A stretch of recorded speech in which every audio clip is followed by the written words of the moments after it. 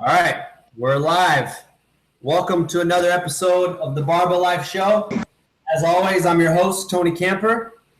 And today we have a special guest. I'll give you a little background on how I met this guy. I did a physique show March 2015 out in Tucson. It was called the NPC Natural Outlaw. And our guest was the promoter of the event. Needless to say, I was at the event. I got to meet him. Really nice guy, real humble. He was talking to everybody, just real down-to-earth guy. And so I friended him on Facebook and kind of been following him and stuff ever since. And, it was a no-brainer to try to get him on the show and give us some insight about the bodybuilding world. So without further ado, today's guest on the show is Miles Nuessle. Welcome, brother. Thank you. Good to be here. I'm excited. Awesome. Thank you. No problem, man. Hey, real quick, I want to touch on something you said, and I appreciate that. And I take it as a big compliment. It's funny, a few years ago, talk about being, you mentioned the word being nice and talking to people and stuff, and I always want to come off that way as accessible, and because I'm one of us. I'm just an athlete. I just got blessed by my Lord and Jim Mannion and you people of Arizona that let me do this for all these years, put on these shows. So it is very humbling. It's awesome. And it's kind of funny. One of the things I got knocked on every once in a while, there's always negatives, right? Here and there. And I need to be a little more professional, dress in a suit, like some of the promoters do, which is cool and all that stuff. And I heard it like 3 shows in a row. I'm like, man, then I don't feel like I want to be anymore. What am I, a 3-piece suit? So it's funny. I kind of ran across the athletes at a few different meetings. And I said, should I wear a suit? Should I just wear shorts and a t-shirt or prejudging and then just a pair of jeans and I don't know, here's my age, right? Affliction shirt at night. I don't know what they're called now, but I got one. And, thanks for saying that, because I always want to be that way. I never want to be that stuffy promoter. I always want to be accessible and be able to. It was definitely apparent right off the bat. I was like, man, this guy's really down to earth, because, that was my first, well, this is the only one I've ever done, but you hear a lot of things about the bodybuilding world, and you hear, there's some negative stuff associated with the things you hear, and sure, people are a lot of ego and conceited and cutthroat and things like that. And I was really surprised. I was like, man, this guy's real cool. He's talking to everybody. He's got a smile on his face the entire time. You were coming backstage talking to people and stuff like that. So that's definitely something that stood out about you, man. And I definitely appreciate it. But since we're talking about that competition, here's the trophy I got from the competition. Yes. I got to say, this is probably one of my favorite trophies I have. I do some powerlifting, and I got some neat ones there, but this one is just awesome. When I saw it, I was like, wow. Yeah. You don't skimp on the trophy, so I'll give you that. No, man, they're Neil Anderson. They're absolutely gorgeous. And no, they're no skipping, and they are expensive, that's for sure. We don't do the medallions and cups and things. We do the Neil Andersons, and every single class winner gets the large. Second place all down gets the medium size. The overalls get the huge ones, and that is something I'll never ever skip on. I mean, gosh, you guys deserve that. I mean, that's the least us promoters can do is get you the best trophies possible. And aren't they beautiful? It's a piece of work, right? A piece of art. I love it. I'm really big into I like to draw and draw physiques and things like that, and just the art on it and the detail is amazing. Plus it's nice and heavy and it's huge, so it's nice to kind of have that hanging up and people come by and go, wow, where'd you get that? So yeah, it's cool. You can put it in your living room, wherever you want. It is a piece of art. It's like I say, not like a cup or a medallion or something like that. You know what I mean? Yeah, they're cool. They're worth it. Of what it's from, you see a guy ripped to shreds, with the belt over his shoulder. So definitely one of my prized possessions. So thanks for that. All right, so let's start from the beginning. First off, where are you from? Right here. I'm a native. I'm one of the, okay. I think about 100 people live in Arizona are natives. I'm one of them. Nice. So little joke there, but yeah, my parents came here in the early 50s, mid 50s. My dad was a World War II veteran. He just passed this year. He was 90 years old. Sorry, and after the war, he lived in Illinois, and he brought my mom over and a few kids, and He had 6 altogether. The 3 of us are born right here in Arizona. Okay, So nice. I've been here a while. But, what city or town should I say? Mostly Phoenix, my whole life. And right now I live right on the border of Phoenix and Peoria. I'm just literally about a quarter mile into Peoria, Phoenix. And I grew up in the Nuessle area, and that was a blast. Great area to grow up in. Yeah, we had a lot of fun. Yeah. I love Phoenix. I could never think of anywhere else living in the country but right here in Arizona. We have everything, don't we?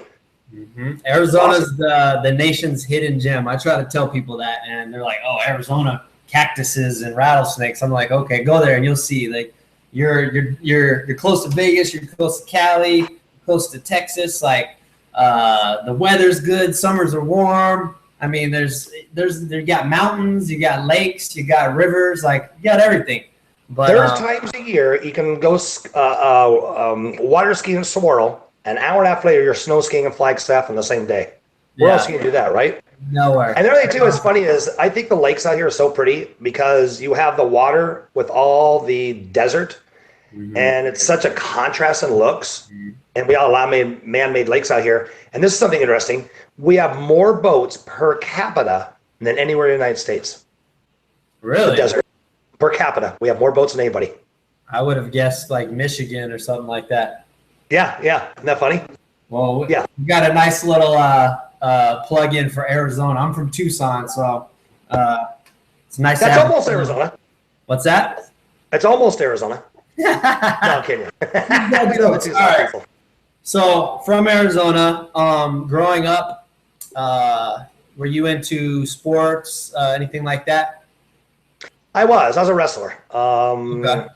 Love the mano thing, I think it was the most. I just really gravitated to that sport. I absolutely loved it. Back in my day, it was nothing like it is now.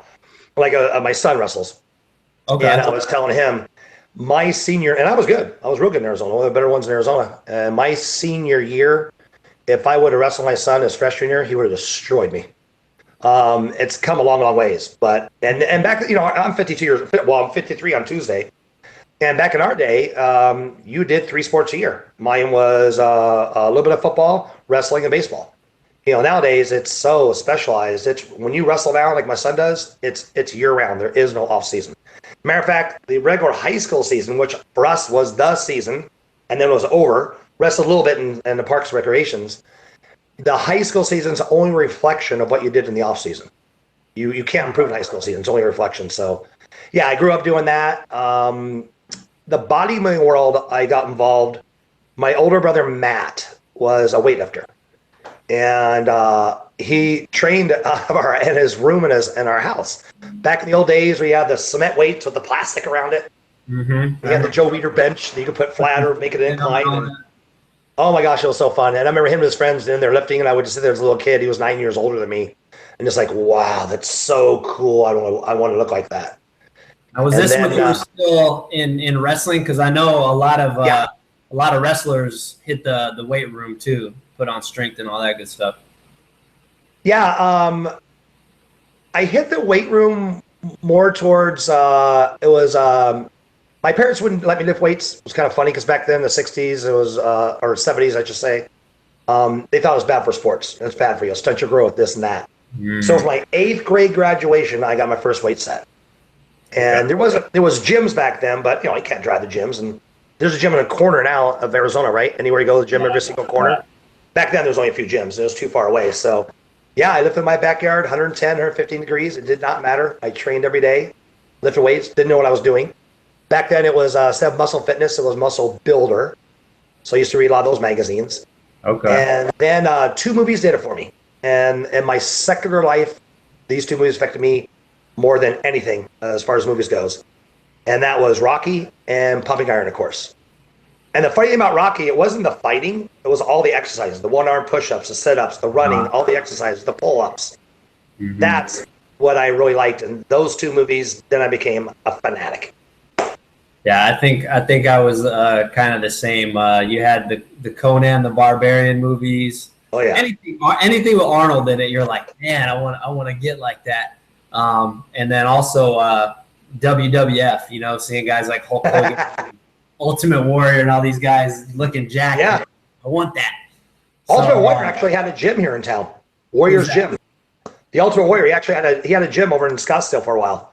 really? It's called Warriors. Yeah. Oh wow. Okay. That must have been a while ago. It was hardcore. It was cool. Very cool. Nice. So playing sports in high school, you had that competitive bug, I'd say. Absolutely. Now, how did you transition from, casual lifter in the backyard to deciding you want to step on stage and become a bodybuilder? What's funny is I would never say casual lifter. I was a fanatic from day one. It's just my personality. I'm definitely an A-type personality. Everything I do is just full board. Balls to I'm slowing down now. I got in my 50s. I'm slowing down, taking it easy, but just good or bad, it was my personality. It was just all out or nothing and everything I ever did. So there was no casual lifting. It was all out.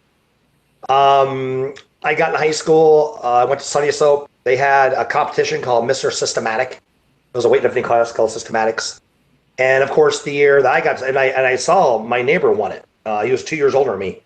So he won it as a sophomore. I was in 8th grade. He had big muscles. I remember going out and looking at him all the time. And I was just always enthralled with muscles on guys. I thought it was so cool. It just always just awesome. I thought it was beautiful. I can say that. When I saw Doug win, I couldn't wait to do that. And then when I got to freshman, they stopped the contest. I'm like, oh, look at this, they're systematic. But when I graduated, I almost did the Teenage Arizona. I didn't think I looked good enough yet. Didn't do it. I befriended the old chairman back then. His name was Pat Nevey. And he was the Mr. America 3 times, Mr. USA. Big name in the bodybuilding world. It was AAU when I first started going. NPC came into place about 1982. So befriended him and actually started collecting tickets at the door for the contest. And that's how I got started with the contest and going to him. Okay, so you kind of eased your way into it, and that was the foot in the door, was getting the tickets and all that. It was, and then seeing those guys compete was just amazing. There was a guy named Craig Corbell, my all-time favorite local bodybuilder is Craig Corbell. Another guy named Al Escobar was amazing. 2 different physiques. Al was real short and Craig was real tall. But Craig Barbell, I remember seeing him on stage like, oh my God, that's like the most perfect human being I ever saw in my life. And he was my hero. And almost got to compete against him one year. We almost did the same show and I was scared to death. I knew he'd crush me. But once I saw him, that was my hero, the local bodybuilding scene. And I knew I wanted to compete. So I started my first, I didn't compete till I didn't think I was ready yet. So I didn't compete till I was 24 years old. I wanted to make sure I was ready to go. Did my first show, came across a monster. His name was Tyrone. Still think I should have beat you, Tyrone. I was more shredded. I got ripped off, man. Total politics. No, I'm kidding you. Competing against Ty, lost by 1 point. Ty won the overall. And then I did 6 shows after that and never lost again. Usually won the overall. That's how I started my competition. Nice. So I was definitely a nut job when it came to competing. No matter what it took, I did. So you've pretty much been top of the tier from when you first got into the sport. I'm going to pull up a picture real quick. Don't be mad at me, but you told me to get pictures off your Facebook, so I did what I could. Uh-oh. Give me a second, and I'm gonna pull this up. This could be scary, folks. All right, so let's talk about this right here. Oh, there's a beefcake. Look at that handsome guy. Yeah, you're freaking jacked, man. When was this picture? I was on the fire department for probably about 4 or 5 years. So I got on, I was 27. That put me about 32 there, maybe 32 years old. Wow. Stopped competitive bodybuilding. I stopped when I got hired in 91. In 93, I did a little bit of a comeback. It was called the Police of Fire World Games. Most of you out there don't know what that is. Police of Fire World Games is the 2nd largest amateur competition in the world. It is bigger than the Pan Am Games as far as pure amount of competitors. They have everything as you can imagine: bodybuilding, basketball, track and field, shooting, you name it, they got it all. The only thing bigger is the Olympics itself. as far as amount of countries and competitors. So in there with my girlfriend at the time, Kathy Cole, we were looking at the events, and they have powerlifting, they have bodybuilding too. I'm like, nah, bodybuilding days are over. So in '93, I started preparing at about 4 months, 5 months for the tournament, and it was over in Colorado Springs. It was in the United States that year. It's all over the world. That year was the United States, Colorado Springs, Colorado. So I started training for the powerlifting, started training serious again, and lo and behold, muscle memory, it really works. Things started coming back. And about a month into training hard again, I'm like, Kath, what do you think, man? I'm not nowhere near as I used to be. Last I competed before that, I was 230, I don't know, 236 maybe, at 6 foot tall on competition day, which is a big boy back in the 80s. You're a giant, yeah. And yeah, it was big. Yeah, believe it or not, folks, I had 20.25 inch arms. Truly, a 20.25 inch arm. So I was a big boy. Walk around 270 back in the day. But yeah, so anyway, end up doing the show, and did the Police Fire World Games, and did well there. The Arizona was 3 weeks after that.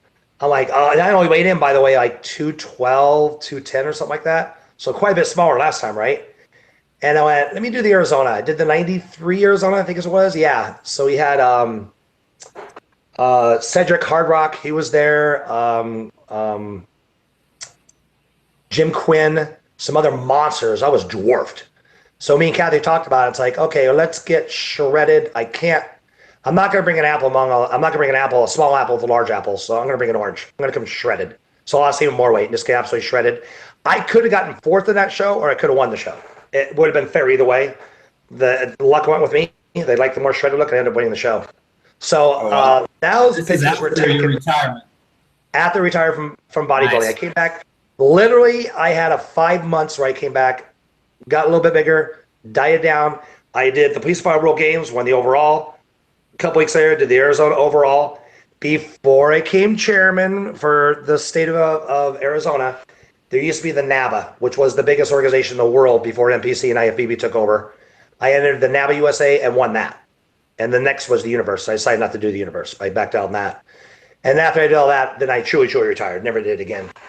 But those pictures were taken maybe within a year after that, I would say. And not as big as I was, by the way. But yeah, we did those, and I did a fireman calendar.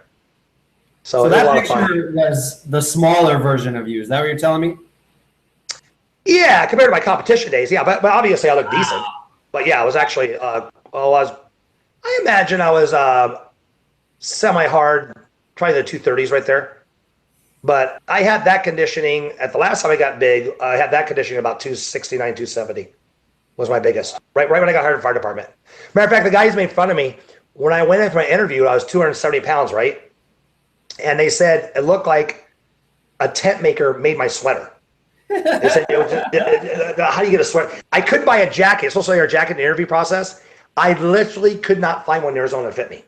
If I did, it was so wide bag at the bottom, it looked absolutely ridiculous. So I ended up wearing a sweater. And to this day, the guys that hire me laugh at me. They go, dude, you look like a 6 by 6 foot block walking through the door. And it looked like a tent maker made your sweater for you. They laugh at me. Yeah, it was pretty funny.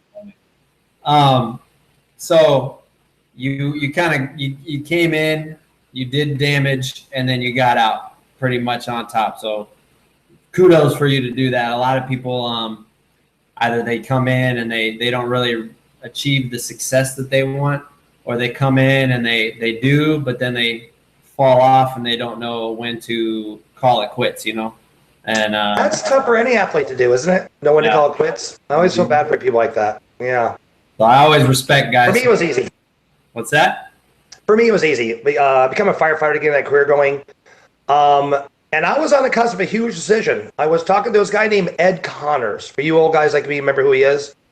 Ed Connors is one of the 3 owners of Gold's Gym Enterprises. It is now a public-owned company. They went to the stock market and sold it. But it was Ed, Pete Kanowski, if I'm saying the name right, another old-time bodybuilder. I might forget who the third one was. Ed Connors' forte was finding marketable young bodybuilders, bring them over to Venice Beach, usually give them a desk job, line everything up for them to turn pro. And that was a big thing, to find young amateurs, good-looking, marketable, make them pro, good pros. They're going to do well, stuff like that. I was talking to him about moving out to California. And I was only a few months moving out to California. I wanted to pursue professional bodybuilding. I was already doing a lot of physique modeling at the time, and I wanted to act, get in the movies. Okay. Nothing big, just little henchman type parts, maybe a line here and there. You know what I mean? Aspirations of being a big star, but just to be in that lifestyle, you know? Yeah. And I was 27 years old. Like I say, I didn't start competing. I was 24. The fire department called me, and it was so hard to get on back then. I tested for Glendale.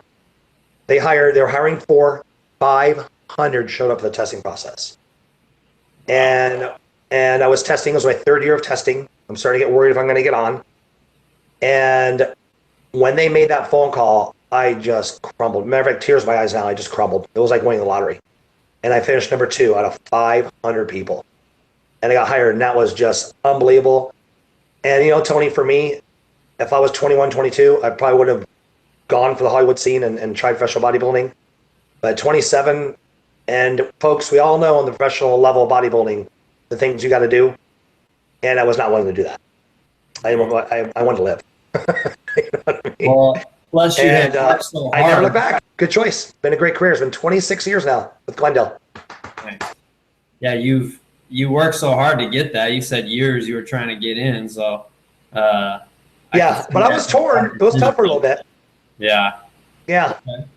Well, when during your competing days, what were some of the things that you really enjoyed about the sport, and what were some of the things you disliked? My favorite thing is anybody can cut their hair, anybody can dye their hair, anybody have tattoos, anybody wear goofy clothes, piercings, do all the goofy stuff. There's zero work on all that stuff. Nothing. Just go pay someone to make it look odd or cool, whatever you want to do it. And I'm being too negative about that.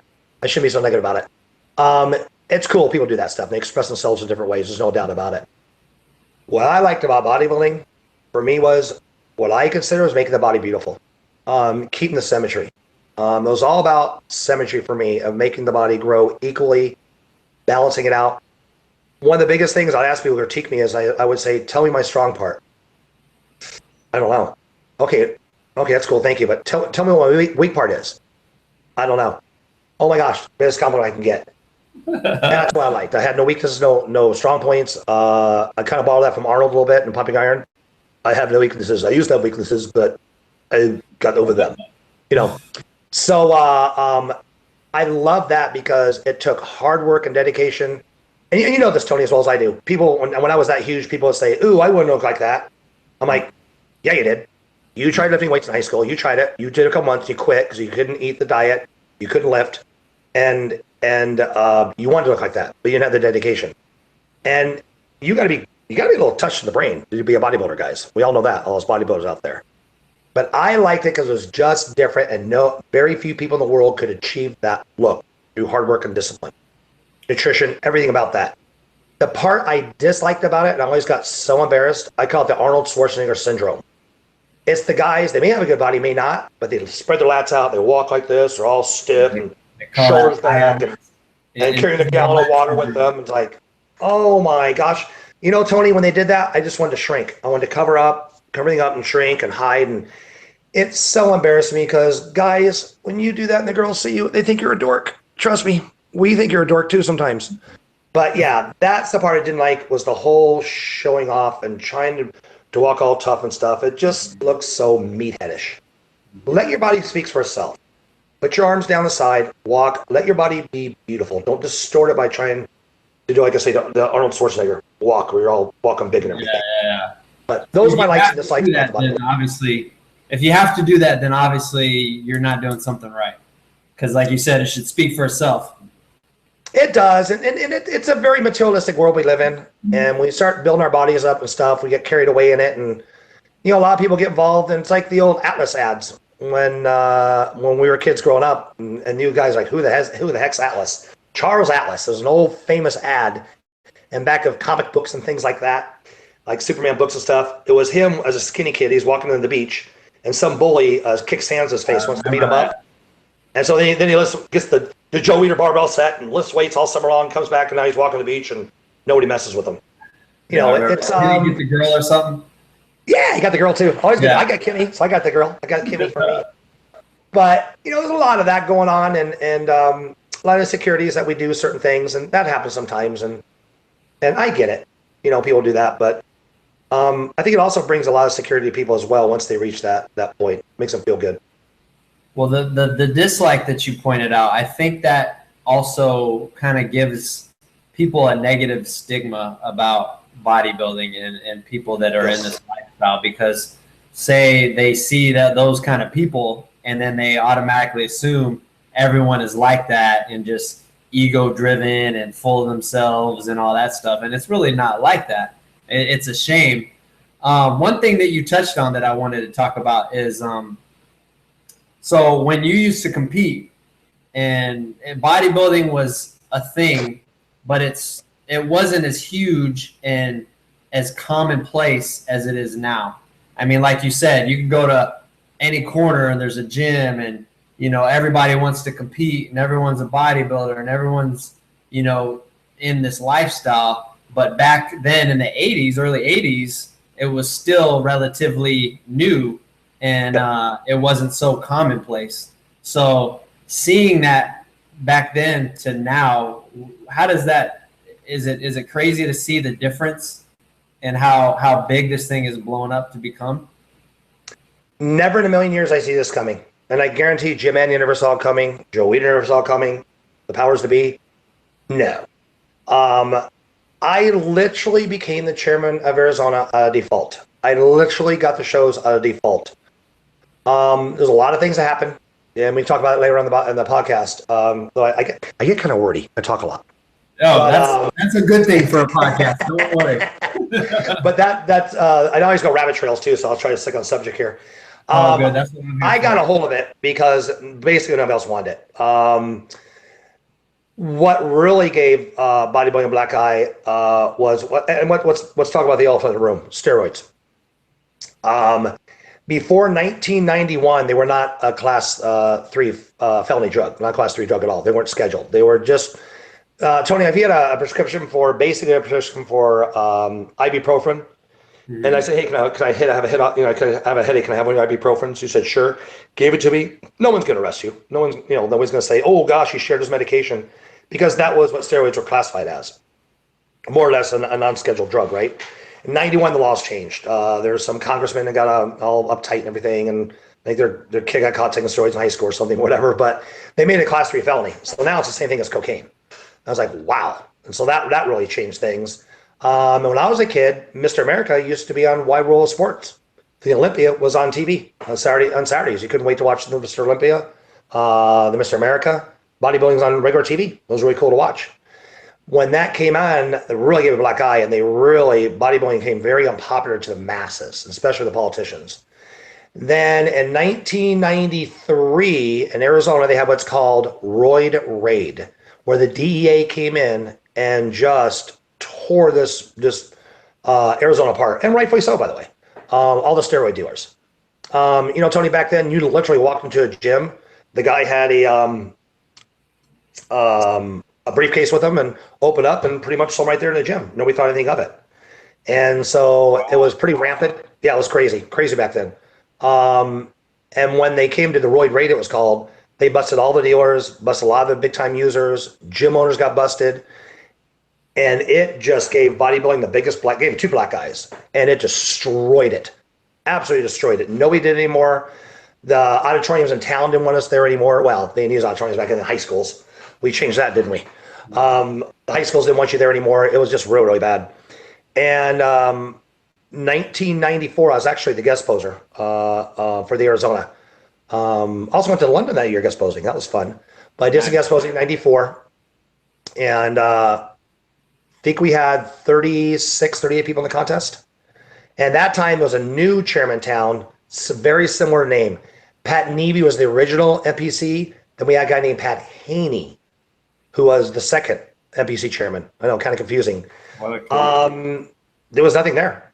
He lost money putting on the shows. You couldn't even break even anymore. I think it was 38 people in the show. He held it in some hotel Sheraton in a banquet room with a homemade stage, and it was done. It was dead. And so back then, to be chairman, you had to run for the chairmanship. You had to be voted in. So Pat walked away, won the contest. We held a vote. I won unanimously of the whole 5 people who were there. No, I'm kidding. More than that. But what made you want to be the chairman, though? 1 second, Tony. I'm sorry. My battery. I just saw my phone. My battery's gonna be dead. This is so rude. Hang on, guys. Do your thing, man. No worries. Miles. Kim. This is part of the live experience. This is what happens live, people. Right back. Enjoy it. We have a very raw podcast, but you know, it's real. You know, real people sitting down talking about real things. Real things happen. If you've seen the show at all, you see that, you know, sometimes we have technical difficulties, you know, things like that. But it really is crazy to think how much bodybuilding and just lifting weights in general has changed from the 80s and 90s to now, where it's so commonplace. I'm gonna plug it in. All good, man. Sorry, folks. No worries. It happens. We've had all kinds of things happen on this podcast. So anyway, nobody wanted it. I got voted in, and the reason why I wanted it, quite frankly, they were terrible. Absolutely terrible shows. Told you, the first time I won it, I did it. I won the overall. Oh, I'm sorry, I got second in my class, second in the overall. Next time I won it. Won every single show I did. Usually the last one standing on stage. Absolutely embarrassed that my family and friends are out there. They were terrible. When I won the Phoenix overall, these are the Phoenix back then, they literally brought out a little boombox about this big, put it on stage. It was at the Phoenix College. Terrible auditorium, should have been condemned. We bring the cassette, you walk up, put your own music in there, and hit play and start your routine. The show started, and guys, you know this, Myron Araby, my buddies like that, you guys all know this. Myron hopefully is watching this. Kathy Cole, back then, my old friend Kathy knows all this. I'm not kidding, Tony. An hour to an hour and a half late. Prejudging, same thing at night show. Late. Rank-a-dink, no production value, no promotional done at all. Rank-a-dink, everything from A to Z was terrible. When I was done, I should have been the happiest guy in the show, jubilant and everything else. I was so embarrassed, just embarrassed. And my family and friends like, yep, this is exactly what I thought a bodybuilding show would be. Rank-a-dink, what a joke. And it's all that hard work for that. Mm-hmm. And I said to myself, if I ever get the chance to do it, there's 2 things I want to do. One, and Tony, you tell me if I'm wrong. When your family friends walk away, they are absolutely blown away at the professionalism and the production value of these shows. And they said, I had no idea. Am I right? I agree. Yeah. Everything from the lighting to the music to the venue to the presentation, you know, even the hosting, you know, was just it's a production. Mm-hmm. And you don't think that, you know, until you actually see it for yourself and you're like, wow. And then you're down in Tucson. And Tucson, by the way, I keep telling these guys that once I'm hitting that 150 mark on an average basis, 140 mark, we're going to bring a bigger budget down there. We're going to get a prop company to set up, like we do at the Mesa shows. A professional prop company to set up the props. We're going to get more lights coming in, smoke machines, all sorts of stuff we do at Mesa. Oh, wow. So Tucson, you're getting closer. I think we had 100 maybe at the last show, 115, 20, whatever it was. But once we hit the 100 in the 40s consistently, then we're going to make it even bigger. So Tony, you actually didn't even see a show we pull all the stops out of, which is Mesa. Really? Yeah, the Tucson shows are definitely cool. Cool auditorium, by the way, the Fox. The Fox, yeah. So, Fox Theater rocks. It's so cool in there. So the other thing was, gosh, if it wasn't politics, it certainly had the perception of politics. Horrible, if not reality, the perception. From A to Z, it looked really, really bad. Those are 2 things I wanted. Family, friends walk away, blown away, obviously the athletes as well. And then the athletes to feel, hey, there's no shenanigans going on here. And we can all agree to disagree with the placings. Obviously, we never do. But that was huge for me. If I heard the word politics on one of my shows, you want to see me get ticked off? That's one thing that'll tick me off. Mr. Jewel, Happy Go Miles, tell me that shows are political. Yeah, I'll find you. I'll choke you out. No way. I actually remember you briefing the competitors at the beginning, and you were saying, you kind of touched on that, you know, you do your best to make a fair playing, even playing field, and not to worry about those kind of things. And if you see something or you hear something, then come straight to you and let you know. And I thought that was really really neat that you said that. So that just goes to show what you're saying. Well, you know, one of the things I used to do a lot more talking at the shows, how we handle about politics and all that kind of stuff going on. I got a suggestion from Robert Spector. I'll throw that little name out there. Plugged. He goes, "Hey, Miles." He goes, "Part of your speech, you would say, by the way, when you get second or third or fourth or fifth, whatever you place, your family and friends, every single one of them will say you got ripped off. If you got fifth, you should have got fourth because you shouldn't have got fifth." And they're going to say, you, especially mom and dad, and your personal trainer is going to say, "What a ripoff, man. You should have beat that person." Guarantee it. Overall winners, you're going to love me. Individual class winners, you're going to dig me. Second place down, y'all got ripped off, and your family and friends will say that. Guarantee. It didn't happen. You didn't get ripped off. It was a difference of opinion, and there's no politics involved. And so that was part of my speech. So Robert goes, "Hey, Miles," he goes, "you're not going to believe this. As soon as I think he got fourth or something like that. Whatever it was. I think he made top 5. I'm pretty sure. But he goes, "The first thing I did when it came to my family and friends is tell me how I get ripped off." They're like, "No, I did not." Miles explained it all. And he goes, I told him what you told me. And he goes, "What you got to do is make like a little videotape or do something like that and set it out there." And we love advice, right? You always ask for it every show. And I said, let's do it in bullet points. So in the athlete package that we hand out at the check-ins, how we judge is all listed up there for you guys. As you saw, Tony, you went through the pretzel slide. In your entry form, it's listed all the bullet points, how we judge. On the website under Judges Corner, npcmilesproductions.com, go to Judges Corner and list how we do the shows. I want to be completely transparent. There's things we do in the country that a lot of people don't do. And we cover all the bases to make sure that there is no politics. Matter of fact, for the first time ever at the national meeting last year at the Nationals, real quick what that is, guys. As chairman, I represent Arizona, and I go to the national meeting. And we have a meeting for the chairmans around the country. And we talk about different things. And one of the things we talked about was not having personal trainers on the judging panel. And I'm thinking to myself, duh, I've done having a trainers judging panel probably for the last 12, 13 years. Is that a no-brainer? Yeah. Why would you do that? I was actually at a contest one time where they introduced the judges. No. They were interviewing. I know it was. They were interviewing the overall winner. It was a smaller show. They had a little time to interview the overall winner. And the overall winners, I like to thank my so-and-so judge. It was a professional. By the way, extremely high-level professional. This person trained me. I like to thank her for training me, yada, yada. The judge at the judging stands up, waves the crowd, and waves. Oh, wow.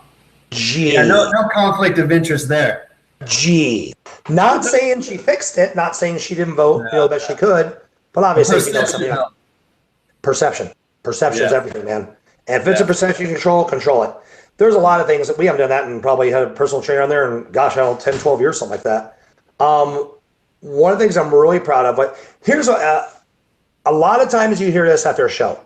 I didn't win because that judge doesn't like me. Or I didn't win because that judge related to my ex-girlfriend's brother's, gardener's friend's sister. Whatever you do, right? And so, you know what? I think you're full of crap. I don't think there's any connection there. I think you're just making excuses. And I heard that a lot. That was, and I'm a little slow sometimes. It took me a while to think about this, but quite a few years ago, 6 years ago maybe, and people correct me if I'm wrong, but 7 years, 8 years, I don't know, time flies, right, Tony? I thought, let's do this. I'm gonna put this out there. Ran across a couple other chairmen who I trust and value their opinion, and everybody told me not to do it. Don't do it, Miles. You'll lose your judging panel. And I go, I don't think I will. I think it's just another excuse that people make and make excuses to make themselves look better why they didn't win. Nobody in the country does this.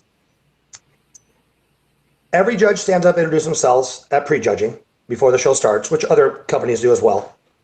Then at Miles Productions, we tell the audience, if there's a judge on this panel you, the athlete, doesn't feel comfortable with, say you had a personality conflict, old boyfriend, girlfriend, husband, whatever it is, or, hey, this person at the gym just gives me a stink eye, man. I don't think he or she likes me. We don't get along. Something along those lines. You don't feel comfortable. or you think they might be friends with somebody, wherever it may be. It has to be some of the, semi-legitimate reason. I'll explain that in a minute why we ask for a legitimate reason now. But the athlete themselves, before the show starts, not the trainer, not your friend, you the athlete, go to the head judge. We have 3 head judges, then we have a lead judge. One of those 3 is a lead judge every show. Go to the lead judge, we tell them who the lead judge is, and let them know, hey, that girl in the pink shirt, the white hat, I don't want to judge my class. How come? We just don't get along. We just don't care for each other, and I don't feel comfortable. Guess what? That judge doesn't judge your class. And you would think, we get that every show, and they say, the other chairman I valued their opinion was, then you'll have no judges left. Everybody will have somebody kicked off. Tony, in 7, 8 years, whoever long has been doing that, literally 3 times that's happened.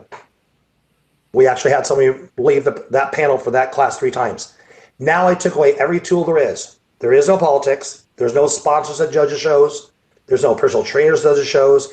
You athletes, you control the politics. Someone down there you think is political, someone you don't want them, you don't get along with, that, have them ousted. You, the athletes, email me, call me. Hey, so-and-so is not ethical. They're doing this, doing that. I will investigate it. Over the 8 years doing that, I've had maybe 2, 3 phone calls telling people are unethical. I investigate it. They were all false. But if they're true, I'll get on it. So now I've given all the power back to Arizona, all the power back to the MPC, athletes themselves, my customers. You control it. You keep it on it. You let me know. I'm here to facilitate this for you to make sure there's no politics, you're comfortable, and no shenanigans going on. And I know I'm doing my job because our judges and myself, we never, I don't know about ever, rarely will we get somebody that will email us or talk to our face directly or write us a letter or anything saying it was political. We don't get that anymore. There's a lot of perceptions I did over the years that took me to that point, and I learned from people. Okay, we'll get rid of that perception, get rid of that perception. We got rid of almost everyone we could, and we don't have that anymore. Now, we will have people disagree with their placings. They think the judges are blind or stupid. That's okay. We haven't answered that, by the way. But that's how we handle the politics in Arizona. I'm very, very proud of that. So, quality of show, production value, and no politics were the 2 main reasons why I got involved in the show. And I think you asked me that question about a half hour ago. Told you I was worried. It all built up to your answer, though, which is a good answer. Now, do you think being a former competitor and seeing a lot of the, like you said, the black eyes in the industry is what has made your show so successful and so different than a lot of what some of these other promoters are doing? Yeah, there's one thing I do too is I dropped the ego at the door. Me and Tony are kidding around, folks, before we started the thing, and I said, I have no ego. I'm married. Kim bruises me every day. She'll kick my butt if I have an ego. One and foremost, I am humbled by my maker. He chose me. I have no idea why. It makes me humble. All things flow through him, so I have no ego. There is no ego. He is my ego. He's my one in everything. So I have that. I have my faith, which is amazing in Christ. So with that said, everything I do is a servant for him. And being a servant for him, that means I serve other people. The best way to serve him is to serve other people. So when I look at these shows, you hear some like let's call the CEO. Like they're governing from the penthouse, right? Mm-hmm. I govern from the basement. I'm with the mailroom. I look at everything there first. I look at everything, and I look from the athlete's point of view. What are they looking at from everything? From the beautiful posters we have, to the venues, to the customer service, to the red shirts, to the Tony, we didn't have this when you competed. The whole shows are scheduled now, A to Z. Every single class is to be on stage at a certain time, always on 5 minutes of that. Nobody in the country does that. It's all online the day before. We have it all scheduled for you. We do things like give you how much time you give on stage. We have what we invented. It's called the line of victory. No one has that in the country. Those folks who know my show, you know what that is. You get more time on stage than anywhere in the country at our shows. We have the model walk, the athletic walk. We read bios. I mean, it just goes on and on. So looking at all that stuff, I try to look from my athlete's point of view, my customer's point of view, and what they want. Other customers is the audience. What do they want? What are they looking at? Now, I'm always down there in the trenches, looking up, instead of being high, looking down. Mm-hmm. And thinking, how can we make it better, and then listening to you guys. And every single show, as you heard, Tony, you did your show, is Let us know what you think. Email me. Let me know what you like, and probably more importantly, definitely more importantly, let us know what you don't like. And that's how we become better. And I don't want you to walk away wondering, why does Miles Productions do the things they do? Ask me. And I may say, you know what, that's a great idea. We're going to change it. By the way, almost everything I do came from that. Or I say, well, we do it that way because of the particular reasons. I give them to you, and you go in. I get it, Miles. If I was in your shoes, I'd do the same thing. And I say this on the opening video of my website. I tell you guys every single show, and I truly, truly mean it. These aren't my shows. They're your shows. I'm just blessed to put in a position that I can facilitate these shows for you. They belong to you, not to me. They belong to you guys. That's why you see my posters, my logo's about that big. That's why everything I do, I try to keep it not about Miles Productions and keep it about the athletes. And I think that's why our shows are so successful. That's why we do more things than any promoter in the country. And we hear that from everybody. And what do you know, Tony's really cool. My favorite competitors are the people that have only done my show, go somewhere else, and then they come back and they're like, wow, I knew they were good. I had no idea. And then hearing the out-of-state people come in. And I would love to share emails. I'd love to send them to people out there. I can't because they always mention other people and stuff. I wouldn't do that. But yeah, it's really, really cool. And it motivates me. I get emails like that. I get compliments like that at the shows. I still get goosebumps and get excited 23 years later. Love what I do. Well, you're definitely, from what I remember, you were very approachable. And like you said, you kind of, you throw your email out there. I believe it's on the website too. So there's no, and like you said, very transparent. And you leave with the feeling like, if I have an issue, I can go to this guy and, you know, he'll be able to answer my question or look into it. So, you know, kudos to you for doing that. I'm sure there might be some promoters out there that could learn a thing or two from you. And hopefully that's the case. Yeah, obviously you're doing something right because you're having so much success, and you know, everyone loves your shows. And like I said, I enjoyed myself a lot. So now doing this for so long, do you have any, you know, any behind the scenes kind of funny stories you could share? Or what's like the craziest thing you've seen since you've been in this whole lifestyle? Oh, wow, that's a wide open. Which one do I pick? Well, you know, one thing I want to retract a little bit because I never finished answering your question all the way about the thing. Did I ever see it becoming this big before? Oh yeah. I never saw bikini coming. Not in a million years. I never saw men's physique coming. Not in a million years. Bigger was a wild concept when that came out.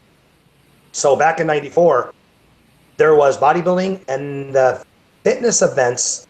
Fitness girls do the routines, which doesn't really exist anymore, hardly at all. That was unsanctioned. Wasn't even an NPC event yet, back in '93, '92. So when bodybuilding came, like I say, it had that black eye and all that stuff, Mannion in his wisdom came up with a figure. And most women cannot look like a bodybuilder, and most women, quite frankly, don't want to. But the girls that do, I think it's so cool, and I think it's an art in its own. It's just beautiful. Absolutely. And female bodybuilders, I just love them. They're beautiful. But it is a very particular taste, right? Not really widely accepted. Yeah, but I think it's cool. And then when figure came along, it was, okay, not so big, not so cut, more athletic look, but still pretty extreme, but it was a lot more marketable. And people, a lot more girls want to get involved, a lot more guys were accepting of that. So that made things grow a little bit. And then bikini came. Open the floodgates, like, oh my gosh. And that just exploded. And I was actually, two things that I was really negative about when it first came out was bikini and men's physique. And when you I'll talk about men's physique first. When that was first brought up in a meeting at the meeting, our annual meeting every year at the Nationals, they were talking about men's physique and describing what it was. And from an old hardcore body like me, it's like, you gotta be kidding, man. Are you serious? We're really gonna do this? I was so negative, Tony, unbelievable. And we're trying to think of a name of it. And Steve O'Brien, the vice chairman of the NPC, was up at the front desk, the table there. They look at him, I go, and they were trying to think of names, right? And I go, Mankini. I mouthed it like that. He chuckled, you know. I thought, geez, come on, really, man? We're gonna have Mankini out here. And I was really against it. They came up with the name Men's Physique, and me and Kimmy got into the elevator. And about 10 minutes later, We're heading to a room. I go, you know what, babe? I go, it's absolutely ingenious. She goes, what do you mean? I go, mark my words. At the end of the year, because our meeting's always November, so the next calendar year, we will have more men doing physique. We will have bodybuilding. She goes, you're crazy. I go, I'll tell you why. Bodybuilding is so difficult. It's so hard to look that way in such a difficult lifestyle and years of that kind of size. It's hardcore. Most women don't want their men to look like that. Mm-hmm. Most men cannot. A lot of men don't look like that either, and most men can't, genetically or time-wise, in their career, look like that. But men's physique was supposed to be a beach body. Was another subject we could talk about. Got carried away there for a while, didn't it? It was bodybuilding board shorts till plastic physique came along. But with that said, there is not a girl out there that doesn't want their guys to look like Tony out here. Tony, take off your shirt. Show the girls. There's not a girl who wants their guy to look like that. There's not a guy that wouldn't walk to the gym door and say, I want to look like a men's physique competitor. Mm-hmm. It is very marketable. It's attainable. It's beautiful to the masses. The women love it. The guys love it. My hardcore bodybuilding friends that first came out, they were bad-mouthing it. I go, I'll tell you what. And I go, if I want to find my wife and my daughter, she was a teenager at the time when it came out, all I have to do is wait till men's physique comes out, and they're both there dead center, front row, right? And we're watching it. If I was single, I would take 5 of my men's physiques, go into the Hard Rock Cafe on Sunday at the pool party over in Vegas, and you can have 5 of your best bodybuilders in Arizona, and we'll see who the girls follow. The men physique guys like Tony, or the 270-pound bodybuilder like me walking around. No, all the girls be following you, Tony. They'd be throwing up. I walk by. You know, I'm being a little tired. The guys are more into the bodybuilders than the girls are. Well, it's very mainstream. So now the reason why things exploded. And I'm being, guys, folks, don't take that serious. I'm being tongue-in-cheek. Bodybuilders, I love you. I was one myself.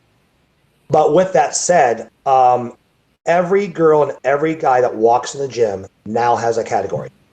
Every girl in the world will at least look like bikini. And remember, this isn't the Tropicana bikini contest. This isn't the bar bikini contest. There's no cellulite showing. There is symmetry involved.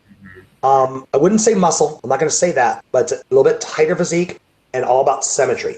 It's a different walk and all that stuff. It's truly a sport. It's not some bar bikini type thing. Every girl walks to the gym wants to look like that, guaranteed at least. Every guy who walks to the gym wants to look like Tony, a men's physique guy. Everybody does, at least. Girls want the guys look like that. Guys want the girls look like that. Now our demographics is 100%. In 1994, when I put on my first show, probably less than 0.5, maybe 0.3 of the population wanted to do my shows, or at least one have that look to do my shows. Now, 100% of the population wants to look like that to do our shows with the invention of men's physique and bikini. Never in a million years I dreamed it'd be this big. Never in a million years I think I put on 8 shows in Arizona. Crazy. We have 10 altogether NPC shows. I would have been $1 million against that. This is per year? Per year. Okay, yeah. Nice. Yeah, my goal too when I got into it, the other thing too, Tony, talk about what I do is, when I got into it, it wasn't about money. There was zero money. The whole idea was to break even. It was all about making the sport the best it could be from the 2 angles I talked about, my biggest motivations. Never in a million years I dreamed I'd make more than a couple $100. If I made $1,000, I was like rich, which I didn't for a few years. I mean, the first time I made $1,000, I'm like, oh my gosh, I just made $1,000. And for a firefighter, that was big bucks, man. Yeah, I do make decent money off the shows now. I can't say it's not a motivation, it is, but that wasn't the reason I got involved. Mm-hmm. I came in for the true love, like Jim Mannion did, for the true love of making the sport grow and be the best it could be. Versus a promoter comes in nowadays, and by the way, I'm not saying they all do, but there's some that come in now that there's money made. Now they're looking from or dollar bills in their side, in their eyes. I looked at it with you guys. Like that, right? What's that? Cutting corners and things like that, right? Trying to figure out how they can pocket some of the things. Yeah. And they're looking for 30,000-foot level, so on being a level with the athletes. Absolutely. Looks like I lost your camera. Can you hear me? Yeah, I'm back. Okay, yeah. Cool. All right. So what's a story that stands out to you? Something crazy that, either funny or dramatic or, anything like that. I know you have. We touched on this, and I'm not going to mention names. Those people know who he is. Not my favorite guy in the world, obviously. There was a gentleman that, and like to me and Tony talked a little bit before we came on live, guys. sometimes in a position of perceived power, which I have none, by the way. I have none. You guys have the power, not me. I'm just a guy working for you. You're my boss, everybody. I have zero power. You're the power. I'm your servant. I work for you.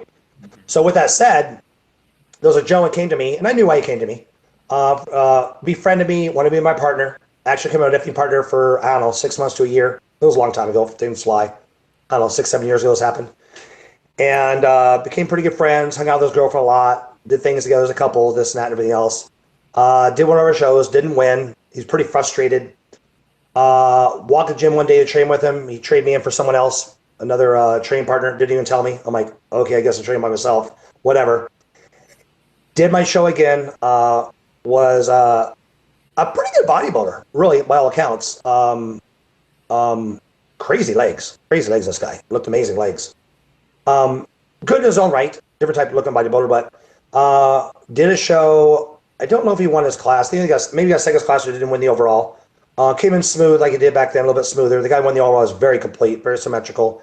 Dominated the show, definitely dominated. Not that this old train part didn't look good. He looked good. Just the other guy dominated all the way around, A to Z. It was really bizarre. It was surreal. Went downstairs, freaked out, took chairs, threw them. Matter of fact, one of them was one of my judges, one of my head judge's wives. Almost hit her in the head with a chair. Went flying across the room. Wow. Smashed his trophy, yelling, screaming, cussing. Didn't know any of this was going on. One of my red shirts came up to me, and I don't know the red shirts back then. We call them red shirts now, but one of the X-Fighters came up to me and said, "Hey, so-and-so is freaking out in the audience." I go, "Why?" He thinks he should have won. I go out there, and this guy is screaming top of his lungs, the F word, everything else. Oh, it was really funny. When he didn't place, the girlfriend ran down there and flipped off of the judges and screamed at them right in the middle of the show. I've never seen that. Literally walked down the front of the throat and flipped them off and told them, "F you, everybody." And this person actually worked for Miles Productions a couple times in the past. I was like, oh my gosh. And Tony was like, is this really happening? These people freaking out this bad because they didn't win? And had no way in hell they should have won, right? Or this guy should have won. So that was really freaky. I've had people freak out not that bad and not their girlfriend that bad. I was like, oh my gosh, it's so strange. Well, it sounds like he might have thought he was going to get some kind of preferential treatment or something like that because you guys were hanging out. And it seems like that. Yeah. It certainly has that perception, doesn't it? Well, and your integrity, though, even though you had training partners and things like that, you still didn't help him out or anything like that. So well, that too is how do you go to 9 judges? Hey guys, keep a secret, but I want this guy to win. Yeah. What do they say? There are 2 people who keep a secret. One man's dead, right? It's the old saying, something like that. Yeah. So I go out there and I go, hey man, what's going on? He calms down and says, why didn't win? I go, just one thing I wanted to say, because the guy has symmetry 10 times better than yours, but I got to be sensitive. And that would have came out in the later on conversation. But I said, you were just a little too smooth, buddy.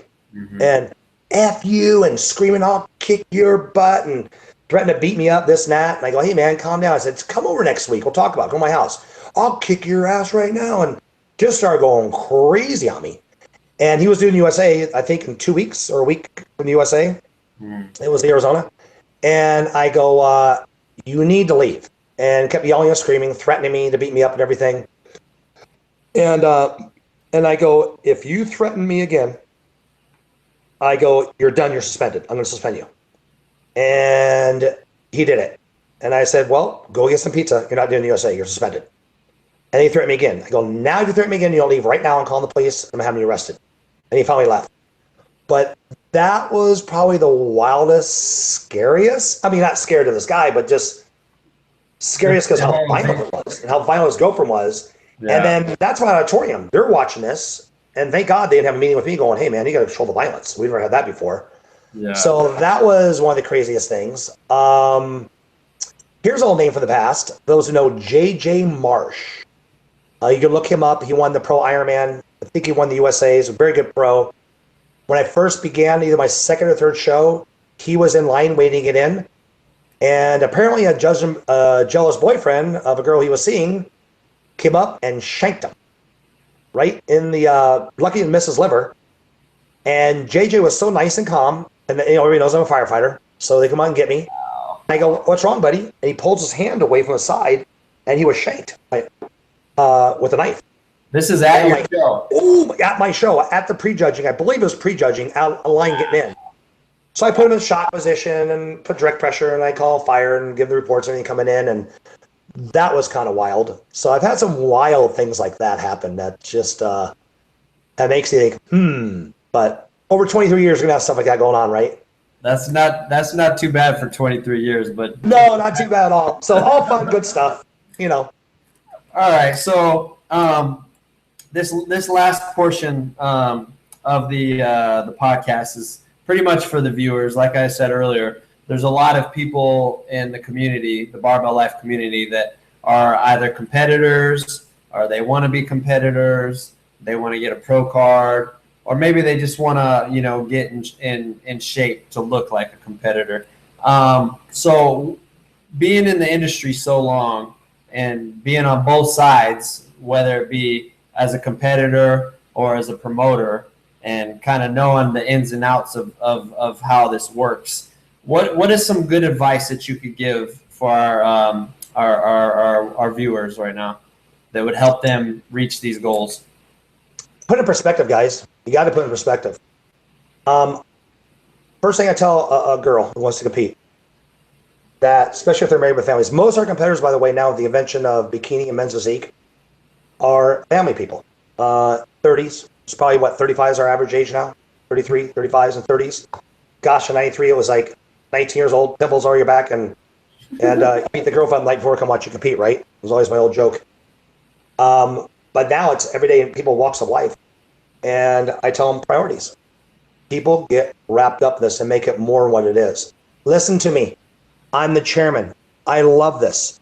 I'm blessed to have this. You know what this all means, these competitions? Crap. They're crap in the meaning of life. They're pure crap.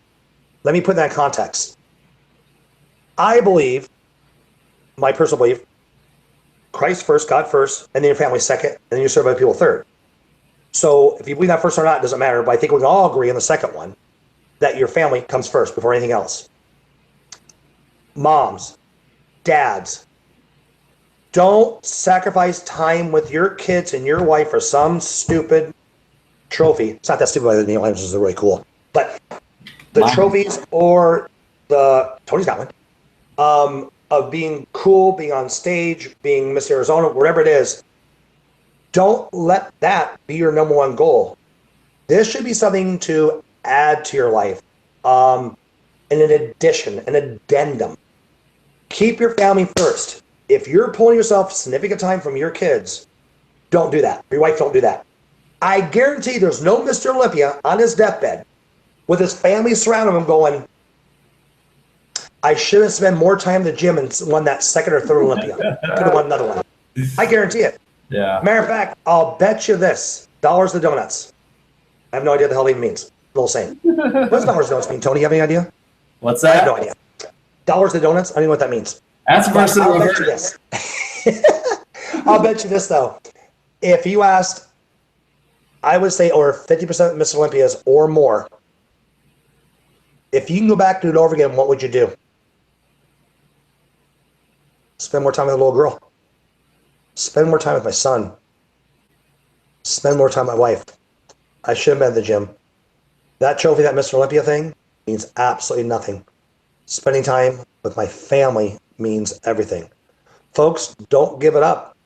Don't give it up for your family. Don't give it up for your faith. Don't put this number one. It's not. It's crap compared to all that stuff. Jim Manning himself would tell you the exact thing I'm saying, and he is the godfather of the NPC. He is the godfather of the IFBB right now. He is the number one person since the leaders passed away, the father of bodybuilding. He'd tell you the same thing. He tells his own family the same thing. Put your family, he would tell you this, put Christ first, put your family second, other people third, and then there's time in your life, and this brings enjoyment to you and your family, and it's a goal, go ahead and do it.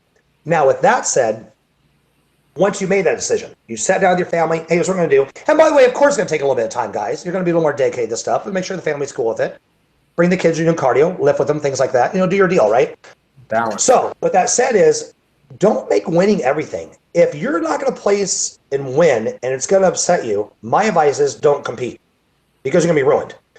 You do these to be the best you can be. And I get a lot of people say, there'll be a show and they'll see somebody on stage going, what is that girl doing on stage? Just like 30 pounds of weight, she shouldn't be there. Or what's that guy doing? He has no genetics. What the hell is he doing on stage? Shame on you, judgmental people. What's their story? Well, guess what? Miles Productions, you know their story. We have bios. Our MCs read the night show. That gal was never athletic in her life. She's been heavy her whole life. She lost 75 pounds. She's on that stage celebrating being in the best shape of her life. Her husband's so proud of her. Her mom and dad's so proud of her. Her kids are so proud of her. And that is so cool. The hardcore people, it's no business. It's about winning, about going to the nationals. Okay, 1%. You're never going to agree with me. I'm sorry. But it's beautiful, guys. And these shows are, I get nailed this, Tony, too. I say they're family events. Oh, I guarantee you 1% of the people out there can't stand I say that. No, they're not family events. It's a business about going to the national and pro. If you get participation medals, and they'll get on me for that. No, we don't do participation medals. It's very competitive. But some people in the shows know they'll never make top 5. They do it because they're doing it for themselves, for a goal, for their families. It's what is your, I'll tell you what, tell a girl you're going to wear a bikini, about 3 ounces of material, with high heels, sprayed brown, standing in front of 1,200 people on stage. Think she'll get in shape? Yeah, that's motivation. Yeah. And that's what it's a lot about. And there's people like me, when I compete, I wanted to turn pro myself, I wanted to go on to win. There's nothing wrong with wanting to be the best. There's nothing wrong with wanting to get first. There's nothing wrong of winning an overall and going to turn pro, that sort of thing. For you people, God bless you. Just keep it in perspective. There's nothing wrong with that at all. I was that way. Just don't sacrifice who you are. Listen to me. Whether you believe in God or not, whatever you spend your time with, whatever you think about, whatever your quiet time, wherever you put the most amount of energy into it, it is your God, whether you want to call it your God or not, because that's exactly what you do and you meditate on. Don't let it fool you out there. Don't let this be your God. Don't let it be your number one thing. Let it be addition to your family, to your friends, to your parents, to your kids. Does that make sense? Total. I love it, man.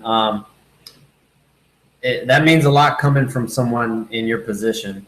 A lot of people become very obsessive in this industry, and like you said, they let it consume them to the point of getting unhealthy, doing extreme things to where winning is everything, and they don't care about their body, their health, their family, all these things. So I'm really glad that you covered that right now, because I think that's something really important that people need to hear, especially coming from someone like you. So thank you for that.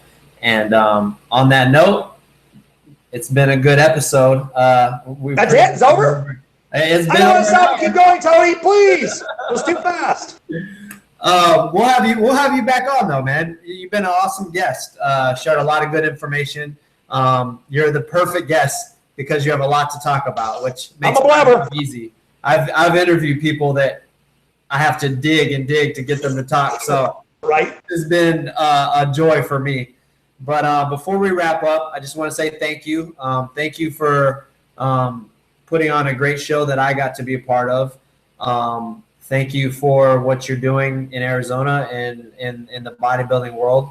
And I'm sure you've touched a lot of people's lives in a positive way. So thank you for that. Thank you for being on the podcast. And I look forward to talking to you more and possibly doing some things. But before we wrap up, do you want to put out any shout outs or any plugs, anything like that? I do. Okay. I'm so emotional. I think I got way too much messages in my system, people. It brings water eyes. I'm not going to come on camera. I'm not going to do it. Hey, guys, athletes out there. Thanks, man. This really, really, thank you for giving me a chance to serve you. Thank you for giving me a chance to put on these shows. It's a huge part of my life. It really is. I enjoy my career at the Glendale Fire Department. I love the men and women I work with. I've never met a better group of people in my life than those people. They are my brothers and sisters. I love you, Glendale. So blessed I had that career. It's coming to an end. I got 4 years, 2 months. Who's counting, right? Oh, wow. It needs to come to an end. I've seen a lot of hard stuff. Thank God I'm in a position now where I don't do EMS anymore. So that was appreciative. It actually extended my career 5 years. Love what I did, but it needs to come to an end. That chapter of life needs to end. And always be my brothers and sisters over there, and I love you guys. Thank you for that. NPC family. I do call you family. I'm never quitting. I'm never ever going to stop. As long as you have me, I'm going to be there for you guys. I'm going to protect Arizona. 3 years ago, there was a hostile takeover here in Arizona. And folks, it was not good. There was someone going to come in here that is everything that I disagree with in this community. Most of the chairmen around the NPC, most of the powers that be are amazing people. They truly put you guys first. There is some aren't, like any industry, right? Anything, any walk of life. I don't care if it's your church or your school or your gym. Every group of people is going to be some bad apples. You are going to get a bad apple. I will protect you. I will protect Arizona. This is my baby. I'm the longest chairman that's ever been in Arizona. Been here for 23 years now. This is my baby. And my funnest thing in my second life is putting on the shows and working for you guys. With that said, please say hi to me when you see me. Shake my hand. When I'm out there in public, it's hard for me, especially girls go up to you and say hi to you. I don't want to be a creepo. You know what I mean? And like, I was a creepo. He's like saying hi to me. Is he hitting on me? No, I love my wife, Kimmy. But I want to say hi to you guys, men and women out there alike. Thank you for doing the shows. Like me and Tony talked about. I asked Tony, did you compete before? He goes, yeah, you ding dong. I won the novice. And it's like, well, when I meet you athletes out there, here's the problem is, one, I'm a ding dong, like Tony said. He didn't say, I'm just kidding. Kimmy said that. When I meet you guys, it's very hard to recognize you again, because here's your face. Yeah. And brown. Yeah.